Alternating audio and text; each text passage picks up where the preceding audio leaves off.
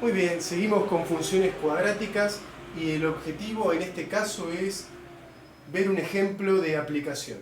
Tenemos una situación escrita, dice que se lanza hacia arriba una pelota desde cierta altura. La siguiente fórmula permite determinar la altura de la pelota, que se mide en metros, en función del tiempo t transcurrido desde su lanzamiento, el tiempo en segundos.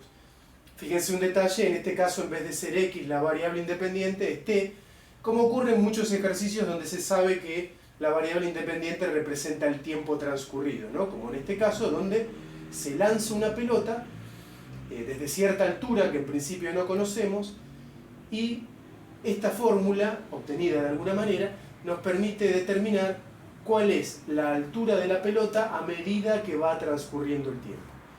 Como la pelota se lanza hacia arriba, bueno, irá subiendo en un primer momento y después alcanzará un punto máximo y comenzará a bajar. Y de acuerdo a esta fórmula, va a hacer un recorrido que va a corresponder a una parábola gráficamente. Bueno, a partir de eso, del trabajo que podamos hacer con esta fórmula, tenemos algunas preguntas para responder, como cuál es la altura máxima alcanzada por la pelota en su recorrido, cuánto tiempo transcurre hasta que alcanza dicha altura, cuánto tiempo pasa hasta que la pelota cae al suelo, y por último, desde qué altura es lanzada inicialmente la pelota, y la pregunta además de si hay otro instante de tiempo en el que se encuentre a esa altura, o sea, a la altura inicial, ¿no? Bueno, trabajemos con la fórmula para ver si podemos deducir las respuestas a estas preguntas. Vamos a comenzar por hacer un análisis completo de la función en lo que refiere a raíces, vértices, como el que hicimos en los ejemplos anteriores, para ver si a partir de eso podemos reunir toda la información que necesitemos para responder a las preguntas. Incluso podríamos agregar a las preguntas que teníamos un ítem donde se pida graficar la función, que también es algo típico de estos ejercicios, pero aún si no nos pide graficar el ejercicio, aún así es conveniente hacer el dibujo para que queden en evidencia las respuestas a las preguntas que tenemos en el enunciado. Bien, entonces estamos trabajando con esta fórmula, donde en primer lugar podemos ver que el coeficiente principal a es menos 1, por lo cual la parábola ha de tener esta orientación, coherente con el recorrido que uno esperaría para la pelota, ¿no? Ascendente en un principio, luego descendente. La ordenada al origen es 6. Esto ya nos orienta bastante en relación a la respuesta a una de las preguntas, ahora lo vamos a ver. Pero empecemos, también podríamos agregar que b es el valor de b es 5, en particular para cuando queramos calcular las raíces, ¿no? Justamente pasemos a eso, veamos cuáles son las raíces a partir de esos coeficientes. Bueno, vamos como siempre a la fórmula resolvente para ver cuándo esto es igual a 0. O sea, en este caso, cuando la altura es 0, cuando la pelota se encuentra sobre el suelo. Entonces, para resolver esta ecuación, vamos a usar la fórmula resolvente. Vamos a tener primero menos b, menos 5, más menos la raíz de b al cuadrado, 5 al cuadrado, menos 4 por a, que es menos 1, por c, que es 6, todo dividido 2 por a, que es menos 1. Esto es menos 5, más menos la raíz de 5 al cuadrado, que es 25, menos menos más, 4 por 1, 4, por 6, 24, y esto dividido menos 2. Seguimos, vemos que dentro de la raíz nos queda un valor positivo, 49, por lo cual vamos a tener dos raíces reales diferentes. La raíz de 49 es 7, y ya podemos separar en dos cálculos, uno con la suma, otro con la resta, y ver cuáles son las dos raíces. En el primer caso, menos 5 más 7 es 2, dividido menos 2, nos queda menos 1. En el segundo caso, menos 5 menos 7, que es menos 12, dividido menos 2, nos da 6 positivo. Así que las raíces son menos 1 y 6. De modo que, si así lo quisiéramos, podríamos factorizar esa fórmula como menos 1, que es el coeficiente principal, por x menos menos 1, que es una de las raíces, por x menos 6, que es la otra raíz. Siempre las colocamos restando en la factorización.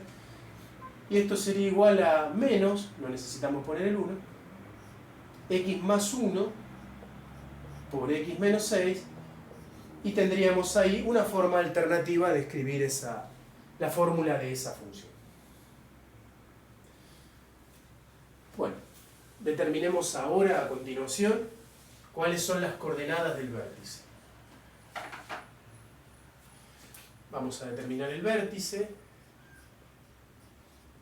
B con sus dos coordenadas, su coordenada X, en realidad acá debería ser T, pero bueno, para usar la misma notación, digamos que las coordenadas son X vértice e Y vértice. El X vértice se calcula con la fórmula, o bien con la fórmula, menos B sobre 2A, o bien como el promedio de las dos raíces que tenemos, ¿no?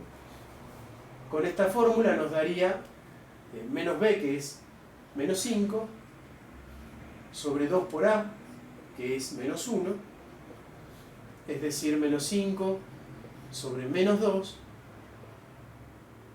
simplificando los menos, esto es 5 medios, ese es el X del vértice, o si quisiéramos, 5 dividido 2 es 2,5. Bien, ya tenemos la abscisa del vértice, la primera coordenada. Determinemos la coordenada Y yendo a la fórmula y reemplazando T, que juega el papel de X, reemplazándolo por 2,5 o, si lo hacemos con fracción, por 5 medios. Al evaluar nos quedaría menos 5 medios al cuadrado. El menos no es afectado por la potencia, una vez más 5, el 5 de la fórmula por 5 medios, que es el valor de T, más 6.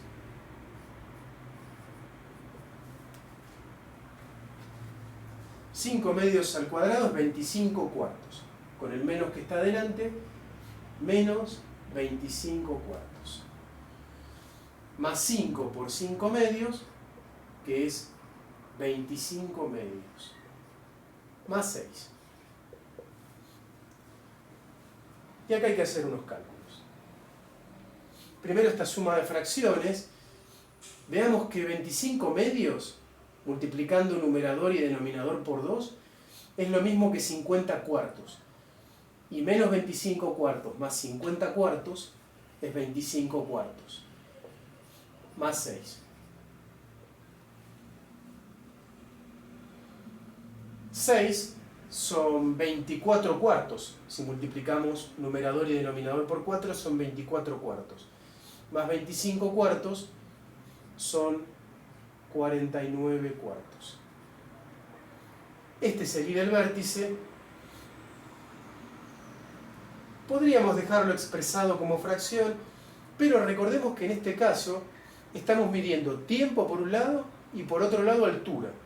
Y eso suele hacerse más con decimales que con fracciones. Así que cuando presente el vértice para graficarlo, teniendo en cuenta el significado que van a tener esos valores, vamos a representarlos mejor en decimales. 2,5 para la coordenada X o T y 49 sobre 4, que es, haciendo la división, 49 sobre 4 es 12,25, que va a ser el Y del vértice. Bien, ya tenemos las coordenadas del vértice, que son entonces, ¿vale?, trabajando con decimales, 2,5 y 12,25. Bien, con toda esta información reunida, vamos a hacer un gráfico de esta situación.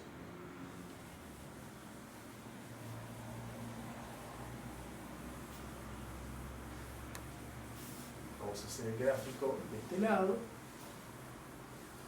Acá vamos a recordar que las raíces son menos 1 y 6, que el vértice tiene coordenadas 2,5, 12,25.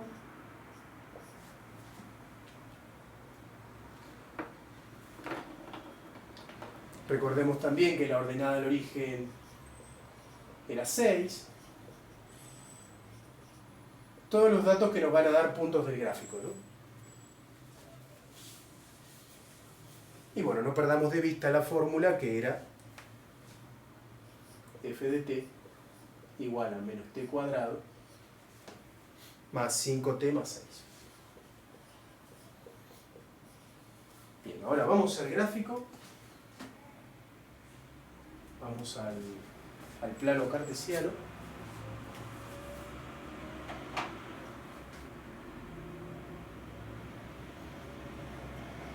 Tanto la altura como el tiempo deberían ser siempre positivos. Así que es de esperar que al menos la parte que nos interese del gráfico esté en este cuadrante. Nos vamos a concentrar en este cuadrante donde va a ocurrir que el tiempo, que va a estar sobre el eje X, el tiempo en segundos, y la altura, que va a estar en metros, en este cuadrante van a ser positivas, que es lo único que tiene sentido, ¿no? Que tanto la altura como el tiempo sean positivos. La altura en realidad podría ser negativa si el cuerpo pudiera alcanzar alturas por debajo del nivel del mar, ¿no? Pero bueno, en este caso no se va a dar esa situación. Bien, empecemos por representar las raíces. Fíjense que acá hay algo interesante porque una de las raíces es negativa y estamos diciendo que el tiempo debería ser positivo en nuestro análisis. Pero aún así vamos a marcar ese valor porque va a ser importante para la representación gráfica.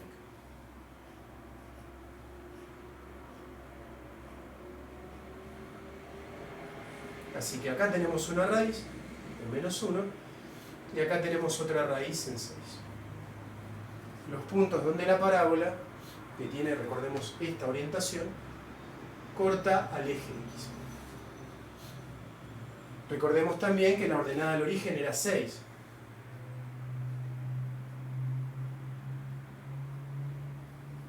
Así que al eje Y deberíamos cortarlo en ese punto, en 6. Importante para el gráfico, como la parábola tiene esta orientación, en el vértice va a estar el máximo, que nos va a interesar cuando busquemos la altura máxima que alcanzó la pelota.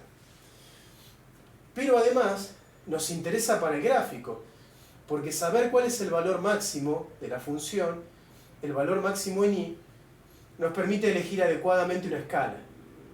Tendríamos que llegar por lo menos a 12,25. Así que tenemos que asegurarnos en nuestro gráfico de llegar, si acá tenemos 12, de llegar un poco por arriba de 12, ¿no? En 12,25.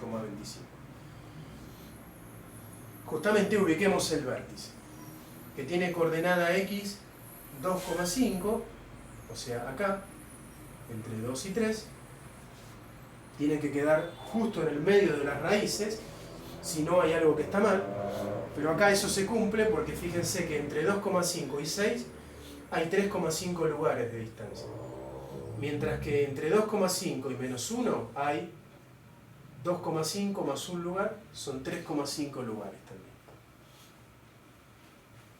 La coordenada Y es 12,25 para el vértice, la conectamos con la coordenada X,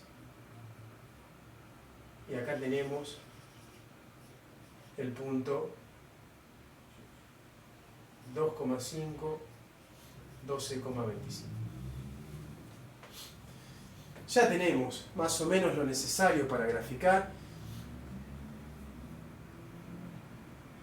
Si queremos un punto más, podríamos usar el reflejo de este punto, que como este punto es el que corresponde a x0, y acá en la línea del vértice tenemos el eje de simetría de la parábola, en la recta que pasa por x igual 2,5, podemos reflejar este punto mediante el eje de simetría. Corresponde a x0, que se encuentra a 2,5 lugares del eje de simetría, del x del vértice. De forma tal que si nos desplazamos 2,5 unidades hacia el otro lado, vamos a tener el reflejo de este punto. Ahora, si partiendo de 2,5, que está en el centro, nos movemos 2,5 lugares a la derecha, llegaríamos a 5. Entonces en 5 la función también tiene que valer 6. Y ahora con estos puntos ya podemos graficar la parábola, que debería continuar, pero recordemos que dijimos que no tenía sentido tomar valores negativos de la altura o del tiempo, así que esta parte en realidad no va a ser una parte de la parábola, del gráfico, del mismo modo que esta parte, si bien nos sirvió para entender cómo era la parábola en general, va a quedar excluida del análisis.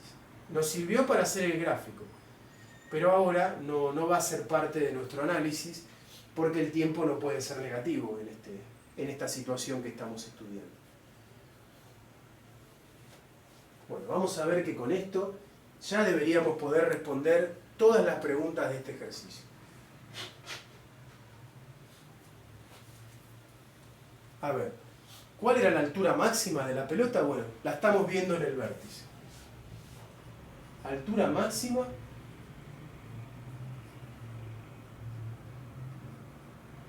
$12,25, es decir, 12,25 metros, y se alcanzó a los 2,5 segundos, ¿no? Bien, una pregunta menos. Cuando la pelota llega al suelo y vemos que va subiendo, alcanza su máximo, empieza a bajar, hasta que a los 6 segundos la altura es 0, es decir, llegó al suelo a los 6 segundos. Así que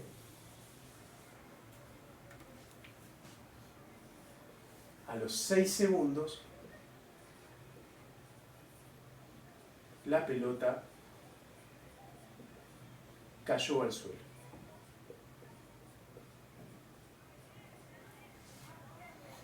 ¿Cuál fue la altura inicial de la pelota? Es decir, ¿desde qué altura fue lanzada la pelota? Y lo podemos ver en el tiempo cero, que es cuando comenzamos a medir el tiempo para el recorrido de la pelota, es decir, el instante de tiempo en el que fue lanzada la pelota. Y vemos que a los 0 segundos la altura de la pelota era 6 metros, o sea que fue lanzada desde este punto. Desde acá comenzó el recorrido de la pelota, entonces fue lanzada hacia arriba desde 6 metros de altura. Entonces la altura inicial de la pelota, en tiempo cero, fue de 6 metros. Justamente la ordenada al origen, ¿no? Lo que corresponde a tiempo cero. ¿Se repitió esa altura en algún otro momento? Bueno, es justamente el punto que reflejamos, ¿no? Y vimos que a los 5 segundos se alcanzaba la misma altura que en la ordenada al origen. O sea que a los 5 segundos, una vez más, la altura volvió a ser de 6 metros. Bueno, con eso respondimos todas las preguntas del ejercicio y además nos quedó un gráfico de la situación. Fíjense que aun cuando el ejercicio no pida el gráfico, es muy importante hacerlo para orientarnos en la comprensión general de la situación que estamos estudiando e identificar en el mismo gráfico las respuestas a las preguntas. Bueno, con esto concluimos el ejemplo de aplicación de funciones cuadráticas, concluimos el análisis de las cuadráticas por ahora.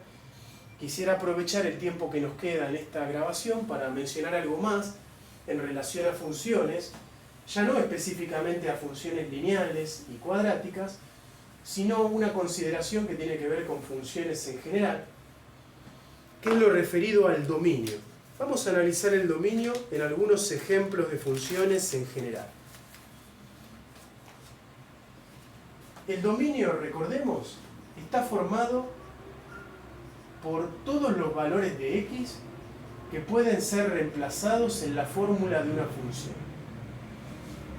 Vimos que si la función era lineal, el dominio es todos los reales, porque no hay ningún problema para evaluar cualquier valor de x en esa fórmula y hacer el cálculo. Del mismo modo, si nuestra función fuera una cuadrática, a cualquier valor lo podemos elevar al cuadrado y después sumar ese mismo valor multiplicado por un número y sumar otro número. No hay ningún problema en principio para hacer esos cálculos. Así que acá también el dominio natural, el dominio más grande que uno puede encontrar para esa fórmula, es también el de todos los reales. Salvo que impongamos alguna restricción, como la del ejercicio de recién, donde el tiempo, que era la variable independiente, solo podía ser mayor o igual a 0. Entonces, por más que en la fórmula de la función del último ejemplo podíamos reemplazar el valor de t que quisiéramos, fuera positivo o negativo, nosotros solo queríamos considerar valores positivos del tiempo, porque era lo que tenía sentido. Entonces, en el ejemplo anterior, uno diría que el dominio es de 0 a más infinito, para no considerar tiempos negativos, lo cual no tendría sentido en esa situación. Ahora, hay funciones en las que el tema del dominio es un poco más delicado por la fórmula en sí misma, ¿no? Por la estructura que tiene la fórmula y por las operaciones que en ella aparecen, que a veces imponen ciertas restricciones sobre los valores de x que se pueden utilizar. Por ejemplo, supongamos que tenemos esta función que es 1 sobre x más 3. Una función de tipo homográfico, tal vez la recuerden de estudios anteriores, pero nosotros no la vamos a ver en detalle. Fíjense que en esta función hay una división, y la división siempre impone la limitación de que la cantidad que divide tiene que ser distinta de 0. O sea, en este caso, x más 3 debe ser distinta de 0 porque no se puede dividir por 0. Ahora, ¿cuándo x más 3 es igual a 0? Bueno, despejando veo que rápidamente que eso ocurre cuando x es menos 3. Así que x no debe ser menos 3 en esta función, para que no me aparezca un 0 dividiendo, ¿no? Y es el único valor que produce eso, el único valor de x que genera ese problema. Así que uno podría decir que el dominio natural de esta función, el mayor dominio posible, está dado por todos los reales, con excepción de ese valor menos 3. Este es un ejemplo de cómo podemos deducir el dominio de una función cualquiera, ¿no? A partir de las restricciones que puedan llegar a aparecer en su fórmula. Otro ejemplo. Supongamos que tenemos la siguiente función de carácter racional, es decir, polinomio sobre polinomio.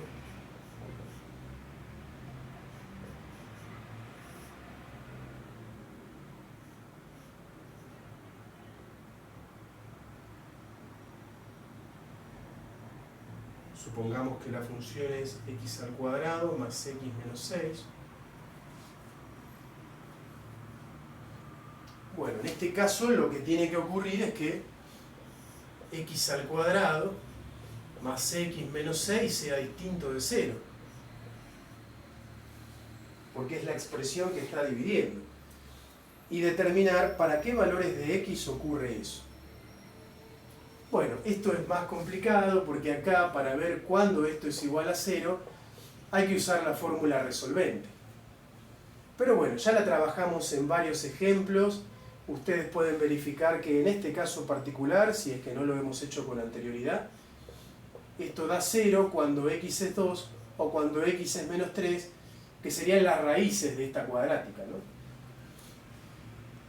Entonces, como esos son los dos valores que anulan al denominador, son los dos valores que deberíamos excluir del dominio de esta función.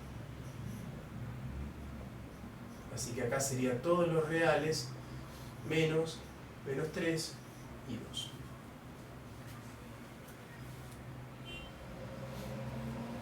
Ahora, los problemas, las restricciones en el dominio de una función no solo surgen porque haya una división en su fórmula.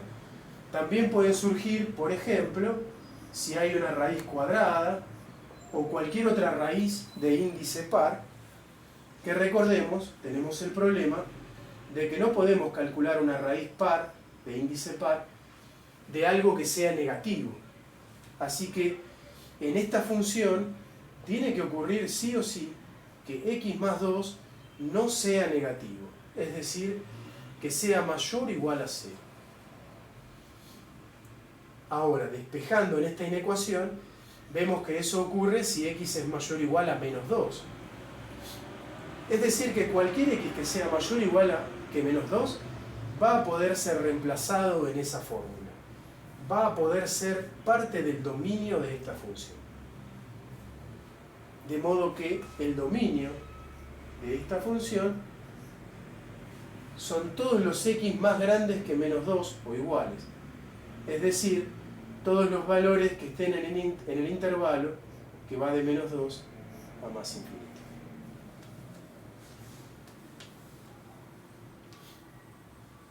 Veamos un último ejemplo de estos.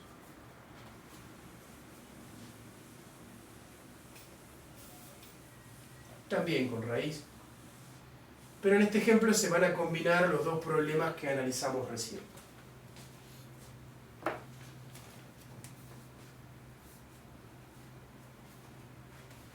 Supongamos que la fórmula de la función es la siguiente. 1 sobre raíz de menos x más 5. Bueno, en este caso tenemos un problema similar al del último ejemplo porque esta expresión, al estar dentro de una raíz, tiene que ser, de una raíz cuadrada, tiene que ser mayor o igual a 0. Es decir, menos x más 5, por estar dentro de una raíz, tiene que ser mayor o igual a 0. Por otro lado, hay una división, y esta expresión no puede ser 0, para que no tengamos un 0 dividiendo. Ahora, la única forma de que una raíz cuadrada sea 0 es si lo que está dentro es 0. O sea que menos x más 5 no puede ser 0, para que no nos dé 0 la raíz y tengamos un 0 dividiendo. Entonces, si menos x más 5 tiene que ser mayor o igual a 0 para respetar a la raíz cuadrada, y tiene que ser distinto de 0 para respetar la división que tenemos, en conjunto de estas dos condiciones que tienen que respetarse a la vez, fíjense que esta segunda condición elimina el igual de esta desigualdad. Ya no puedo contemplar el caso de que menos x más 5 sea igual a 0. Así que en definitiva habría que pedir que menos x más 5 sea estrictamente mayor a 0, sin la posibilidad de ser igual. Y de acá despejando, por ejemplo si pasamos la x sumando al otro lado, nos queda que x tiene que ser menor a 5. También se puede escribir así. Es decir, todos los reales que sean más chicos que 5. Por lo que el dominio de esta función son todos los reales menores a 5 o, dicho de otra forma, el intervalo que va de menos infinito a 5 con paréntesis. Bueno, esos son algunos ejemplos de restricciones que pueden haber en las fórmulas de una función y que impactan en el dominio de la misma. Hay otras, como las relacionadas con logaritmo, que nosotros no, un tipo de función que no vamos a ver en detalle en este curso. Así que con estos ejemplos podemos tener una idea al menos introductoria de los problemas que pueden surgir en el dominio de una función.